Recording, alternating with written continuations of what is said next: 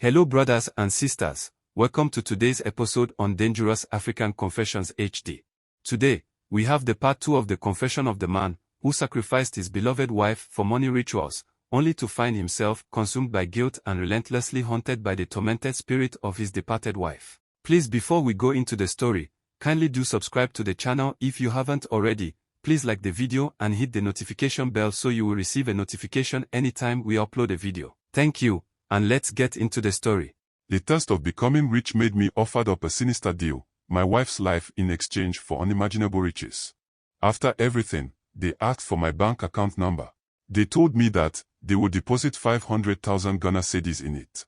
That money will serve as my seed money to start business. For as long as the handkerchief is soaked in blood, money and riches will be my portion. Upon arrival, I felt as though my own shadow was heavy on me. I couldn't look my own lovely wife Emily's face. She asked where I've been all the time I was out. I told her I am tired and needed to rest. So, I went straight to the bedroom to sleep. I couldn't sleep, no matter how hard I tried. When I cast my mind back to where the name written on the white paper vanished, and the white handkerchief was miraculously soaked with blood, I was wondering what was going to happen to Emily. Early in the next morning, my friend called me and told me that I should tell my wife that my friend wants to give me a loan with no interest to start business.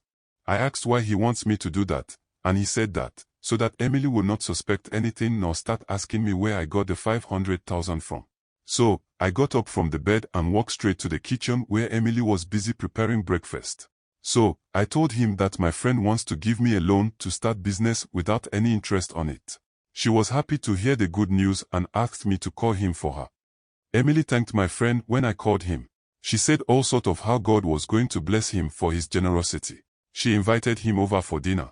I had never seen Emily this happy for a long time, even though she was the lively type, but her happiness was beyond what I was expecting. I went back to the bedroom and went on my knees. I prayed to God to not let anything bad happen to my wife. I only wanted to make her happy as the good wife that she is. After the dinner, I was in my friend's car with him whilst Emily was washing the plates in the kitchen. My friend told me of how beautiful Emily is. After saying that, he was unusually quiet. So, I asked him why he was quiet like that. He also told me that, before he would tell me anything, he wanted to ask me a question. He asked me why it was Emily's name that I wrote on the paper. So, I told him that, the man asked me to write someone dear to me. That is why I wrote her name, since she is the love of my wife. After saying that, I asked him if everything is alright. He said I shouldn't mind him, for he was just curious. And that everything will work well and me and my wife will be great in no time. I couldn't sleep the whole night. So, Emily in the middle of the night woke up to see me still up awake. She asked what the problem is. Of course, I couldn't tell her about my secret, so I had to lie that I was just happy and sad at the same time, knowing very well that, through this friend, God wants to wipe away our tears. She told me to always be thankful and be truthful to my friend. She laid her head on my chest and asked me to go to sleep. So, the next morning, my friend came to the house with 200,000 Ghana cedis. He did that obviously so that Emily would think that indeed it is him who is giving me the money. After giving me the money, he called Emily and told her that he is putting her in charge of the money. Even though the money is literally mine, she should keep a good eye on me to make sure I invest the money in a way that it will yield fruits. Emily thanked him after everything. So, I left the house with my friend leaving her alone. In about 6 months, when after I've been able to set up an importation business, things took a dark and tragic trajectory. One early morning, my wife started coughing blood everywhere. This was scary and anything that we tried couldn't stop the cough and bleeding. So, I rushed her to the hospital. The doctors, after some examinations and tests, told me that there wasn't anything medically wrong with my wife, even though they had given her some medications to stop the bleeding. So, I called my friend and told him about the development with my wife. He asked that we meet and talk. I asked what it was that cannot be said on the phone. He insisted that we have to meet. So went to meet him in one of our joints. It was there that he revealed to me the reason why he had asked me earlier why I wrote Emily's name on the paper.